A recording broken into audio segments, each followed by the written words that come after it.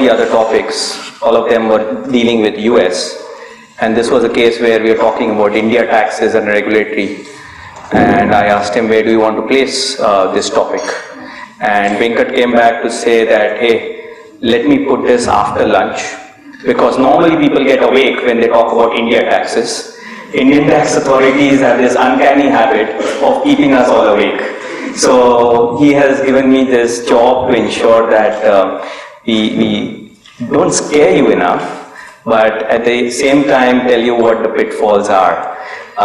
So what I'm going to do is that over next 25 minutes, I'm going to talk about a couple of points where you should look out for, around 10 minutes, and then another 10 to 15 minutes we'll keep the floor open so that you can ask your questions, and we try to address it in whatever best fashion that I could.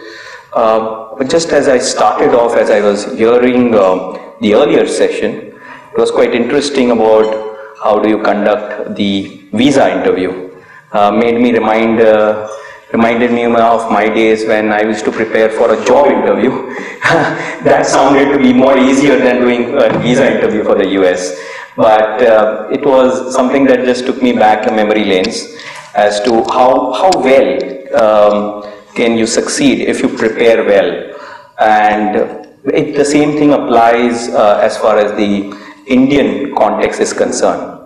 As you prepare to go outbound into US, more often than not I've seen, and rightly so, that your business colleagues or the guys who are actually on the ground are quite excited. Oh, here's the opportunity, let me go out, there's that deal that I have to sign tomorrow, and if we don't sign, the deal will go off, and everything happens at a very fast pace. And invariably, we land up in a situation that you go out and do something, and thereafter you start thinking, oh, now that we have done this, how do you put things in the right perspective? Whether it is from the India regulation perspective or India tax perspective. And the idea here is to try and tell you that, okay, these are the pitfalls that you need to take care of. The first and the foremost notion that I have seen is that Indian entrepreneurs believe, oh, if I have to just go out and set up something in the US, it's pretty easy, I'll just go across and set up my shop. Without realizing that in India, as compared to the other countries, we have a very strict outbound regulations. Outbound regulations, remember, unlike a US or a Europe, in India, we still don't have full capital account convertibility, which means that India as a country is still interested in ensuring that as companies go outbound, it's something that goes under their purview or supervision. If you go outbound, typically, there are two routes that one needs to take care. One is that what we typically call is an automatic route. There are exchange control regulations, which is typically called outbound direct investment regulations, and they are governed by the Reserve Bank of India. So, in order to fall under the automatic route, there are some conditions. So, it's not something that tomorrow you see an opportunity and you go across and simply set up shop there. It's something that you need to look at, the conditions, and only if you fulfill that conditions, you fall under this category of automatic. One of the notable condition is that whatever investment you want to make, it has to be within 400% of your net worth. And net worth is typically your assets less liabilities. So hypothetically, if you have leveraged yourself too much in India, and with that leveraged money you're going to invest out, you will not fulfill that 400% criteria. Again, a lot of times I've seen people not aware of this rule, and then you go ahead and commit certain investment plans and then realize, oh, this is not something that I'm permitted to do. The second important thing is that it has to be for a bona fide business activity. This is, in India, we don't want to permit where, say, you are setting up a company in the US to just buy shares on the US NASDAQ. Okay, it's not something that you can simply go and do investment activity from India. If you are acquiring any company, then there are other set of rules that it needs to fulfill certain valuation. What the Reserve Bank of India is looking for here is that the value that you're paying either for acquisition of business or acquisition of shares should not be excessive. Again, from an India perspective, what Reserve Bank wants to guard is that if there is a business that is worth, say, $1 million, they don't want Indians to pay, say, $5 million, because that impacts the foreign reserves of the country. In order to ensure that we are not losing out money as a country, they have put in this stipulation that if you are acquiring something, then it has to be at a fair market value, which is valued by a merchant banker. Which typically kind of, there are 3 or 4 issues that come up as you kind of from a regulatory perspective. The typical structures that we have seen is that, you can either go direct into setting up a US entity, or you could typically go and set up some entity, a holding company, say in UK, in Netherlands, in Poland, which will in turn acquire the US company. There has been an issue as to how many holding companies that you can have. This is a very, very recent issue that the Reserve Bank of India is raising this, is that can you have one holding company or multiple holding company? This is something where even if you look at a lot of established structures already, if you see the Tatas have gone out, the GMRs have gone out, there have a lot of companies, Indian companies have already acquired companies overseas, where there are multiple tier companies. In order to ensure transparency, Reserve Bank of India is insisting that there ought to be only one level of holding company. So as you set out to plan, if you have too many tiers of holding company, that is something that could be questioned by the Reserve Bank of India. The next point it relates to is what type of investment that you can make. Again, as a normal thing, you will think, oh, everything is easy, let me go ahead and do it. Most of the stuff on the equity side, you can do it, in the sense equity, preference shares, there are different kinds of debt instruments. So if you're funding your overseas entity, then you can use most of the kinds of equity side.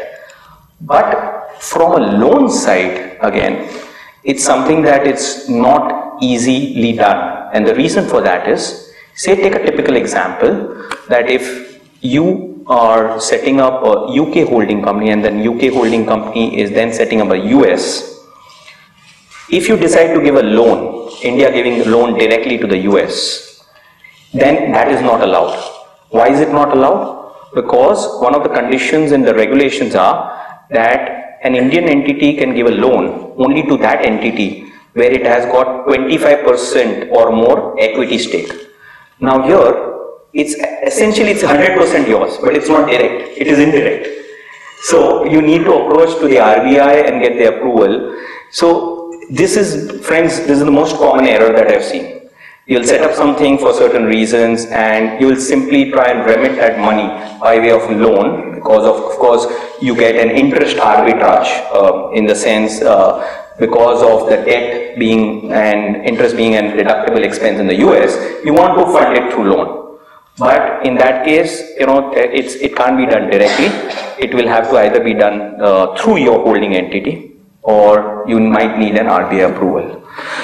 The other point next would be in terms of the net worth computation. This is again one of the most common question that we have, is that how do you compute this 400%? Is it that I need to consider the net worth of only my company? Can I consider the net worth of, say, my parent? Because ultimately it could be a larger group that you have. If I'm making investment from the parent, but I have a subsidiary in India, so they say there are 2 or 3 companies that you have in India, can I actually look at the net worth together? So the Reserve Bank has come out with a clarification that you can consider the net worth of your holding company and your subsidiary company. So that's the good news, that you can consider the net worth of the holding and the subsidiary as you compute your 400%. An issue comes that, for example, if the Indian company is not remitting money, so suppose you have sent funds worth of 100 by way of equity, you are given another loan of say 200, so 300 funds have gone. You have a limit of 400. Now you are also giving performance guarantee, say for example. Now performance guarantee per se, there is no remittance of money. And you will feel, oh, this is something that the Indian company can simply go ahead and give the guarantee. What's the problem? But what happens for the computation of this 400%, whatever you give the guarantee amount, even that has to be factored in. So, for example, for performance guarantee, you need to factor in 50% of the guarantee amount. Whereas for the other guarantees, you have to calculate full 100%. So in my example, if equity was 100, loan was another 200, and say hypothetically, you have given guarantees worth of another 300, then technically you are fouling the law. You have crossed the 400. Because you believe that I am just, and again, this is the most common error because it doesn't involve any financial transaction. What happens when you remit money, either by way of equity or a loan, it passes through your banker, the authorized dealer, and somewhere or the other, you do realize that whether you're meeting the criteria. But more often than not, when you sign any guarantee on behalf of your subsidiary, you'll not even realize that you're crossing the line. Because there is no financial transaction, you're simply signing a guarantee document. So here is again one area that you need to watch out for, that you don't kind of make an error on that account, that you're not considering the guarantees.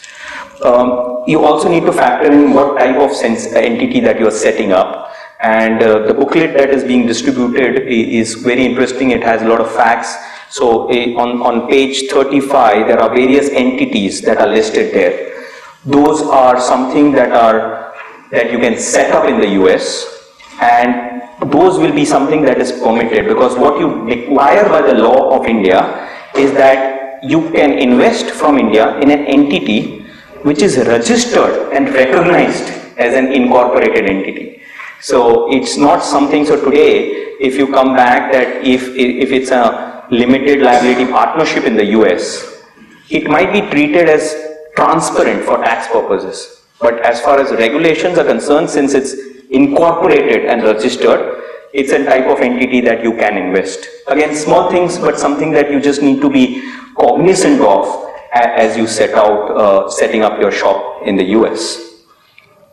That interestingly brings me to the few of the tax issues that assume a lot of limelight. The first and the foremost question that you need to kind of look at is, what do I set up? Should I set up an entity, and you have looked at the different forms of entity, or in some cases we have looked at it and have decided to set up a branch office as distinct from a separate legal entity. Why is that useful? So from an India perspective, we have got requests that, when you do a branch, all the profits and losses of that branch gets consolidated in the books of the Indian entity. The way the branch gets consolidated is slightly different than the way the incorporated entity. What is the benefit? So there was an interesting client of ours who said, oh, we are setting up this business in the US. I expect, in the initial period there's a huge investment, and I expect to incur certain losses there. And maybe after year 4 or year 5 is when I expect it to be income. And all those were justified losses. And we say, hey, why are you setting up a company? Have you looked at setting up a branch? The advantage is that you can absorb that losses back home in India. And that losses, if it's branch, can set off against your profit of the Indian entity. Otherwise, you have this funny situation that, you have profits in India, you're paying taxes. And you have loss in the US which is not being utilized.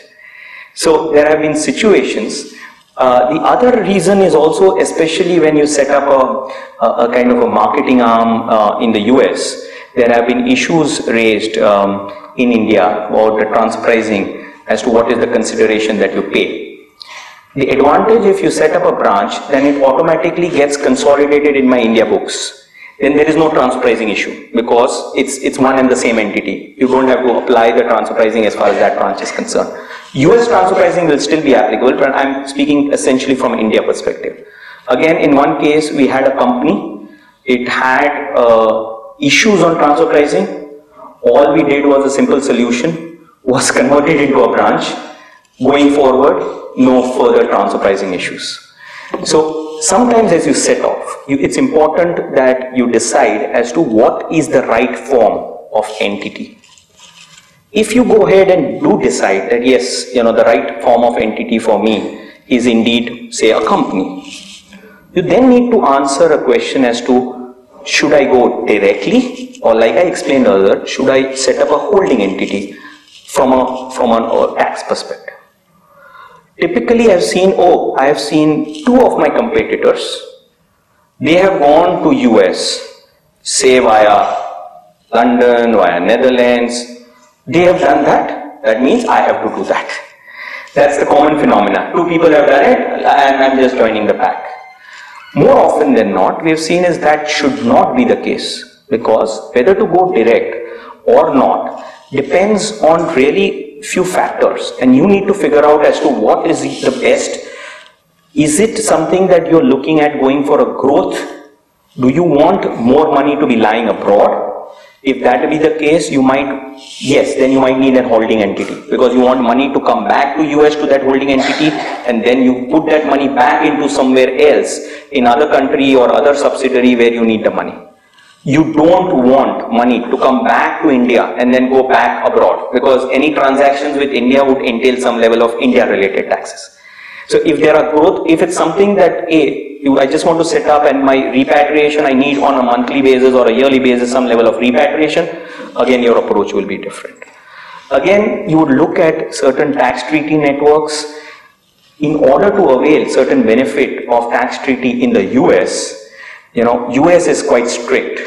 So if you say, we keep on reading newspapers of a lot of investments in India from Mauritius, and we get a lot of benefits.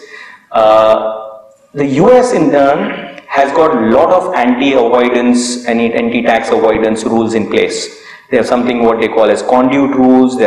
So it's not as simple as if somebody comes back and tell you, hey, why are you doing directly? Why don't you set up something in London and London invest, or UK company invest in US? Why is that? The treaty between the UK and the US is very good. But when you look at it from a getting the benefit perspective, it's not so easy, because they will insist, do you have really substance in UK? So again, just because somebody else has done it, my suggestion is don't just go ahead and do it just because others have.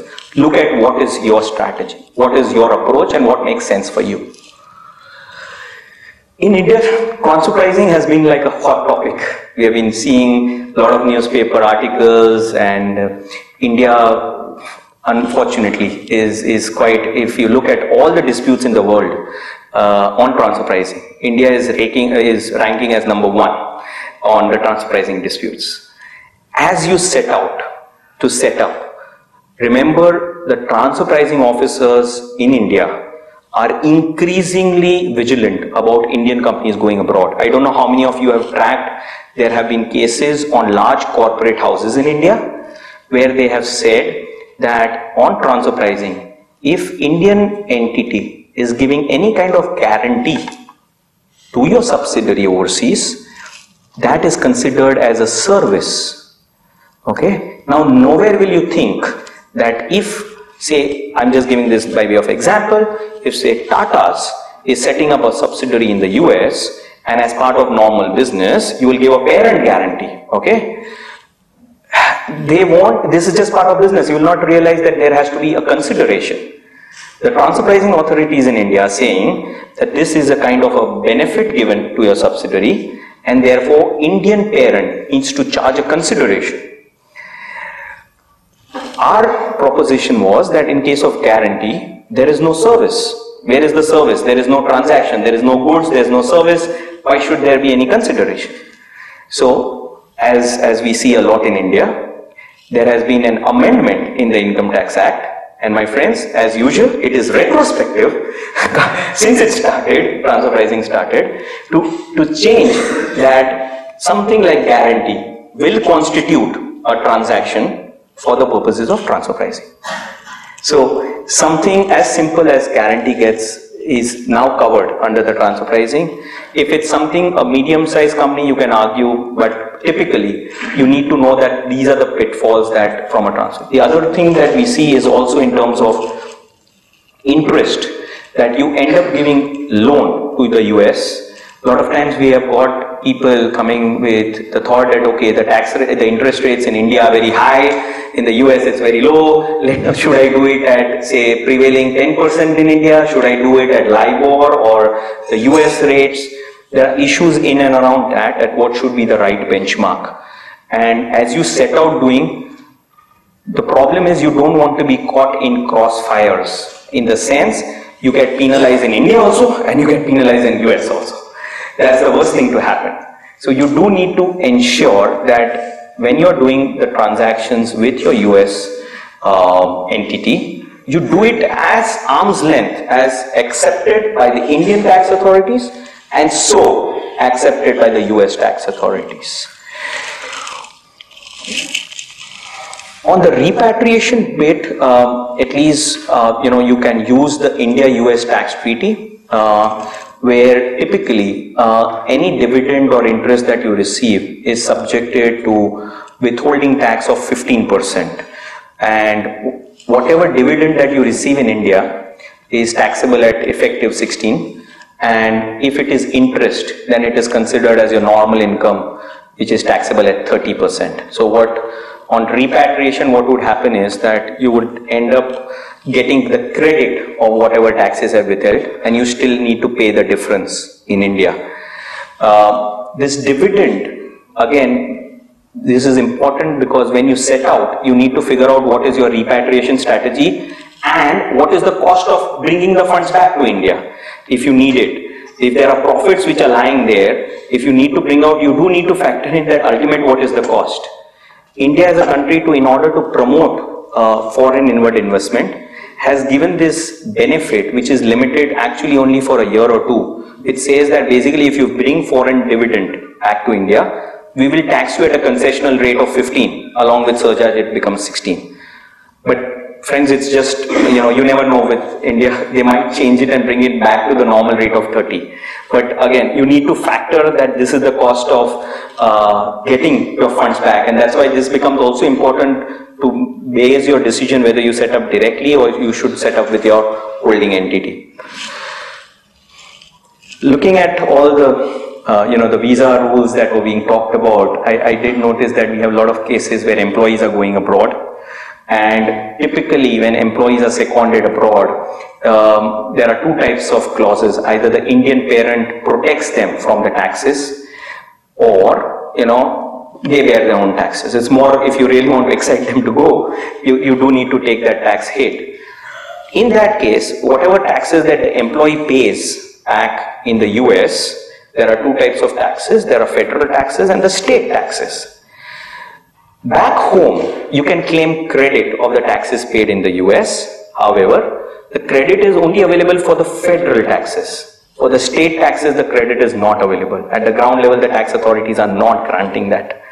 So as you compute that, when we look, so typically when we look at the financial model and we see that, okay, these are the business projections, these are the tax costs, we commonly see two types of errors. A, all the benefits either under the treaty or the tax credits are not captured properly. Second, when they are do captured, I see that there are errors in kind of claiming this credit. You have either assumed full or not right. Again, the financial years are different. In the US, it's December, yours is March. Getting the credit because the year different is again a quite of difficult process. So to that extent, do factor in what are the right amount of employee credit that you can give.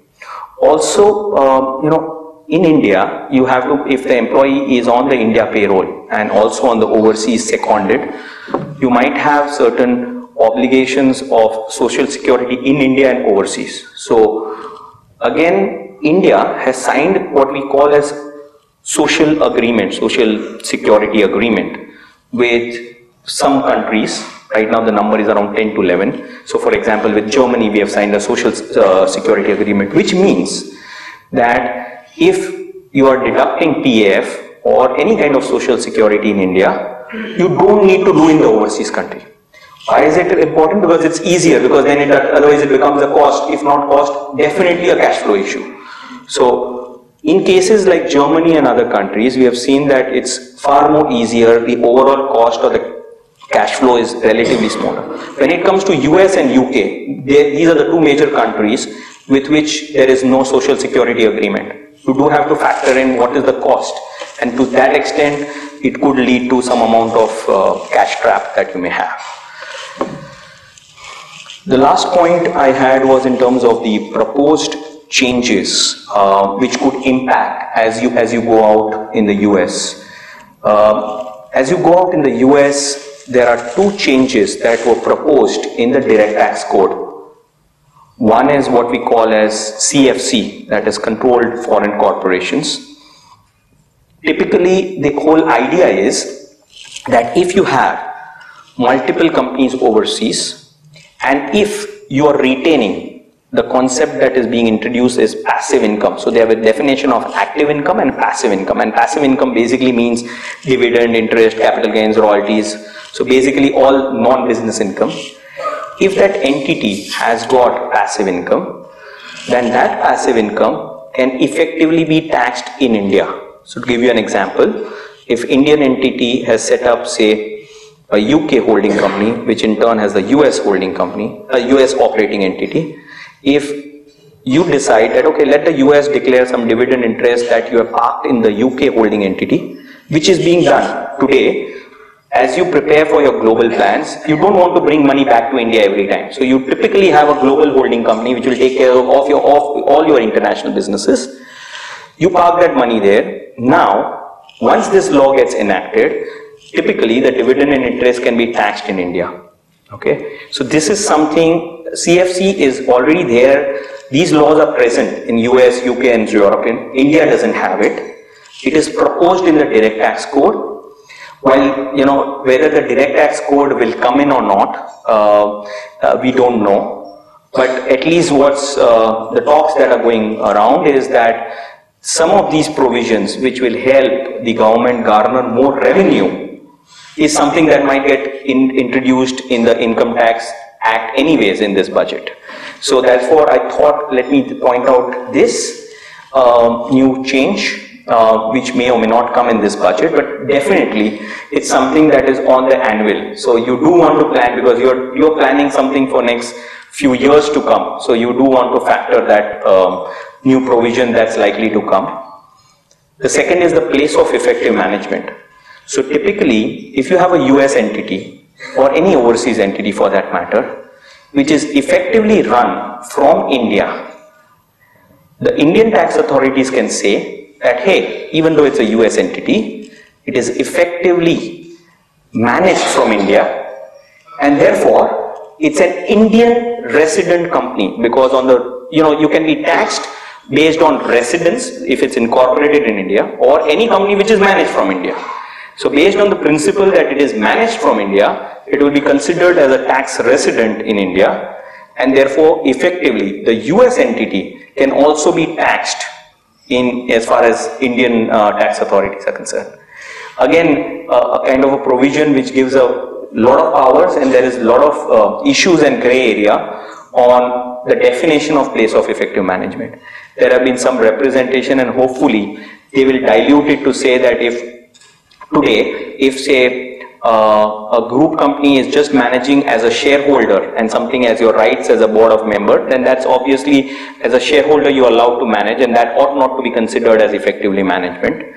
But again, an area that you need to watch out for, and definitely have some kind of safeguards to be built in as you kind of set out your documentation and the operations, how it will be conducted. So friends, this was like a quick 2020 match, a quick fiery round on what's relevant from the India regulatory perspective or tax perspective, and the floor is open for any questions that you may have in and around this, around 10 minutes of question answer time. You spoke about how if you have a branch in the US, then India, the tax would get consolidated, the income expenses would get consolidated in India. Can you also speak to whether the income of the Indian parent would be taxable in the US? No, if you have a branch, technically they cannot tax the income of the Indian parent in the US. So in the US, it's only the income of the US branch can be taxed in the US. No, you have a concept under the tax laws, something what we call as a permanent establishment. A branch is regarded as a permanent establishment, and under the tax treaty and also as per the rules of the US, what they can tax you is only the profits that are attributable to that permanent establishment, i.e. branch in the US. They can also request all the data and information of the Indian operations as well. From the US tax perspective, I don't know if any of the colleagues from the US are aware and can throw more light on that. My question would be is that why do they need it? So if there is a reason where they can bring in that, okay, we believe there is some profits that can, so say in the US, there is a branch where you have reflected a profitability of say only 5% or 10%. And if I am a US IRS officer and I doubt that the profit that you have shown is relatively less and you're parking everything in India, then yes, I will actually issue you and ask you that please explain me the transactions and show me how much profit is here or in the India. On that context, yes. But beyond, if there is no, suppose your profits are arm's length and you have reflected what ought to, they don't have any further taxing rights as far as the Indian parent is concerned. They have only taxing rights limited to branch or whatever profits that can be attributable to that branch.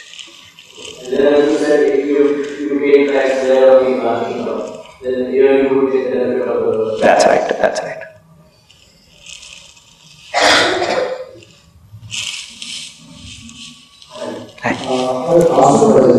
Usually right now if Indian entity focuses a branch of the US, been consolidated for the books and the transfer pricing will not be required to focus in Indian books or Indian and US side will US. Right. Is it the same case in case of import or export? No, how will it be imports and export? Import and export is same transaction. When you're saying imports and export, you're saying vis-a-vis an import or export transaction between an Indian company and its branch in the US, right? So whether it's import or export, both will get clubbed. So the principle remains the same. Whether it is import or an export between an Indian parent and its branch, both will get clubbed in India. And once it gets clubbed, the tax officer is looking at a holistic thing. So there are no two entities involved. So therefore transfer pricing as far as Indian tax authority is concerned is eliminated. Okay, so right now, is it only an tax perspective or only also a customs perspective also will be added? Customs, I will need to check on that. I don't know offhand. Okay.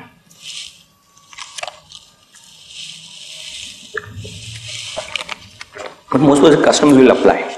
Just on a second. Customs will equally apply because as far as they are concerned, it's a cross-border transaction. Very stringent. Yeah, so customs most probably it will apply. Yeah, I understand the regulatory issues in India. So if an Indian company set up a subsidiary in US, let's say LLC, right? Okay, and through ODI direct investment route, so what are the regulatory compliance needed by the Indian parent in India for that subsidiary? So there is an, I'll give you the reference of the ODI, but broadly speaking, one is that you have something what is called as unique identification number. So whenever you need to go out, first of all, you need to be registered with an authorized dealer. You need to obtain a UIN. Okay. Once you have chosen that authorized dealer, you need to actually remit all the money only through that. And again, the logic or the rationale being is what the government of India or the RBI doesn't want. You go to A bank, remit 100, go to B bank and remit another 500, such that you are remitting more than 400% of your net worth. So they want to track that, and therefore by law you need to choose who is your authorized dealer, obtain a UIN, and all the remittance needs to go through that. So first, as a step, you need to do that. Then every time you remit, you need to actually give a declaration. There's a form, ODI form, in which you need to actually give a declaration that this is within the 400%. One more condition which I didn't mention here is that there is also that you are not on RBI's caution list. So RBI comes out with their own kind of caution list, or people on which, say, if there is any inquiry by the enforcement directorate, then you cannot avail the automatic route. So so you fill those declarations, submit that to the authorized dealer. The authorized dealer checks it and then remits it. Quite often what we have seen is that because there are so many banks and there are so many authorized, some of it, even if you are not doing it right, may get slipped and you will send out the money. As such, the bankers are supposed to check it and then send it. But we have seen it, even that happening, that even if it's not meeting the criteria, send across. But then ultimately RBI will catch you. Not means it will go after the banker, but it will penalize you. And if you contravene, there is something that we call as a compounding process, where you need to go to RBI and then they levy a penalty on you. And broadly, the process involved is this. Do you need to also update RBI about the company formation abroad? Yeah, because what happens is that the moment you send the money, you do need to. So earlier, a lot of information was to be given to RBI. Now they have delegated and liberalized, and all that you need to do is inform the authorized dealer, whoever is your banker. So once if you send the money out, then within 30 days you do need to tell them that okay, this money I've actually acquired the shares of the foreign entity, and these are the details. Hello. What tax consideration was it at the time of the US Army or another group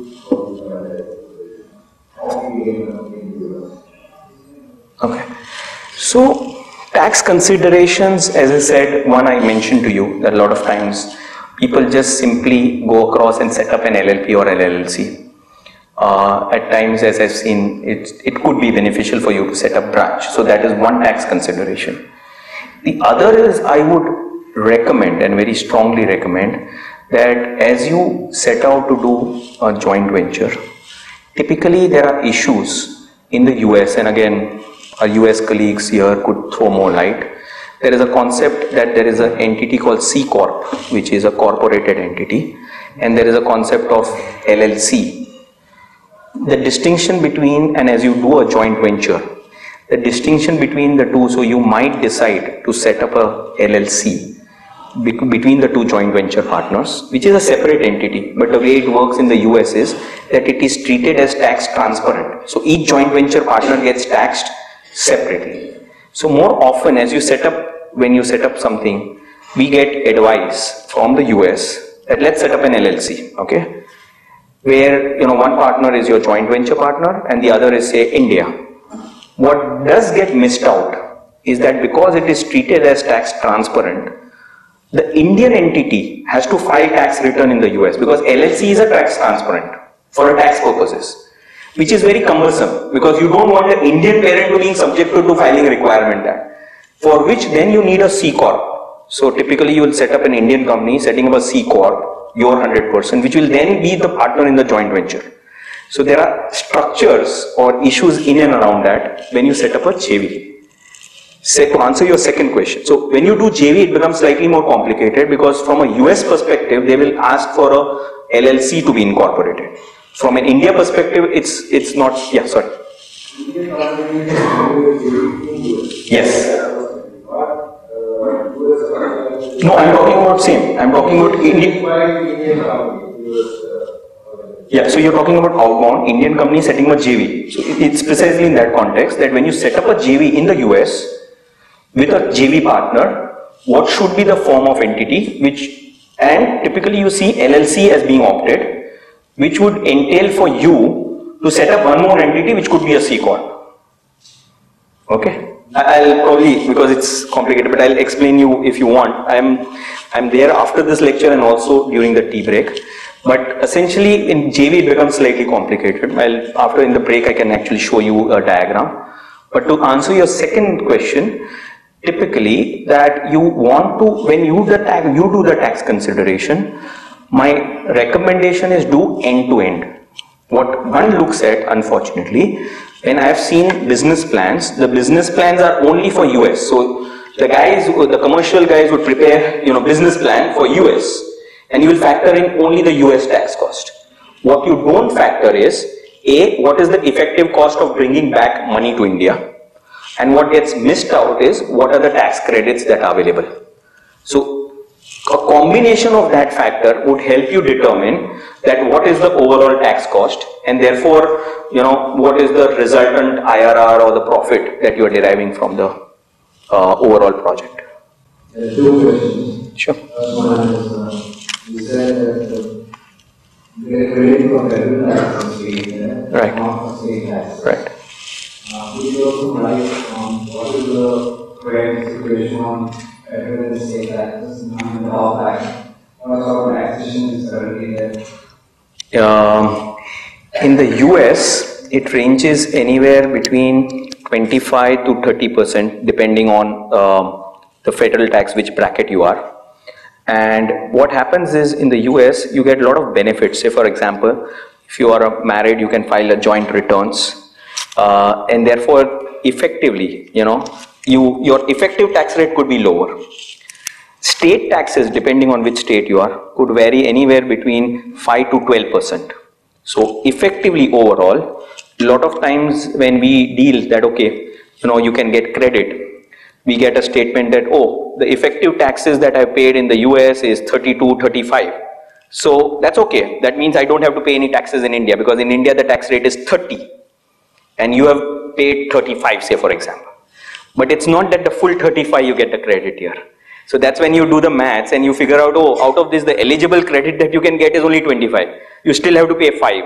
And that 5 typically, if the company is bearing, you need to give 5 tax free to the employee. That means you have to gross it up. So that 5 will actually get grossed up by another 30%. So you don't realize that tax cost, and then suddenly it hits you out of the blue if you have not factored it in your financial projection.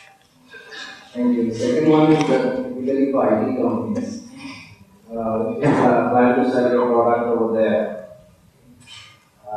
is there any particular mode in which you transfer IP, or what is the transfer pricing implication? I mean, can you transfer to any price, any cost which you want to quote? And or is there some way of valuing IP in the US which is different from India? Okay, so I think the next session immediately is on the IP. Thomas is going to talk about it from a US perspective. But from an India perspective, I can tell you that, as I said, the Indian authorities are becoming more and more stricter in terms of what is the IP developed in India. And if you are giving that, then they expect the Indian company to charge a royalty, and a good amount of royalty, depending on that. So initially we have seen, because if it's your subsidiary or your own entity, you really don't bother, because it's really it's the same group company. But Indian tax authorities, I gave you the example of guarantee, where possibly there is a case there ought not to be charged any. But royalty is something that is rightfully expected to charge. But Indian tax authorities are very aggressive. So if you think that you can charge just 4% or 5% royalty, the tax authorities in India usually expect more depending on the profitability. So you do need to charge royalty on the IPs that you transfer from India to your US company. And same is true even from the US transfer pricing perspective. But US transfer pricing authorities are far more pragmatic. And it's easier to convince them than, at times when you deal with they're more aggressive. They just want to ensure that their share of the revenue comes to India.